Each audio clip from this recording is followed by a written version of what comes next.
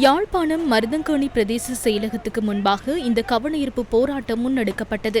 வடமராட்சி கிழக்கு குடத்தனை வடக்கு கிராமத்தில் உள்ள அரச காணி மோசடி செய்யப்பட்டு விற்பனை செய்யப்பட்டுள்ளதாக கவனஈர்ப்பில் ஈடுபட்டுள்ளவர்கள் தெரிவித்தனர்.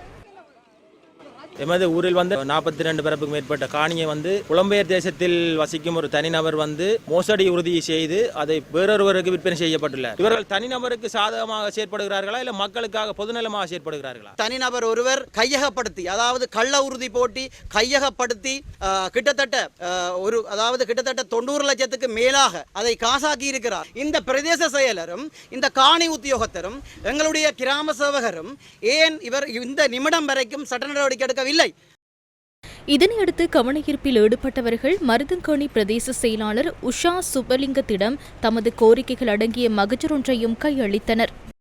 இந்த காணி இறுதியாக கொள்ளுநர் செய்த நபர் எங்களுக்கு 92ஆம் ஆண்டில் இருந்து உறுதியும் வரலாற்று தாளம் தந்திருக்கிறார். அதை முதற்கட்டமாக அதை விட பின்னர் பிரதொரு தினம் சென்ற கிழமை இன்னும் வேறு உறுதியும் வரலாற்று தாளம் தந்திருக்கிறார். முதற்கட்டமாக நாங்கள் அவர் தந்த அந்த ஆவணங்களை ஆராய்ந்து அது தொடர்பான அறிக்கையை உரிய எங்களுக்கு இந்த குடத்தினை கிராமாபிவிருத்தி சங்கத்துக்கும் PLC மாகாண காணி ஆணையாளருக்கும் அதில் ஆராய்ந்த விடயங்களை அறிக்கையிட்டிருக்கிறோம்.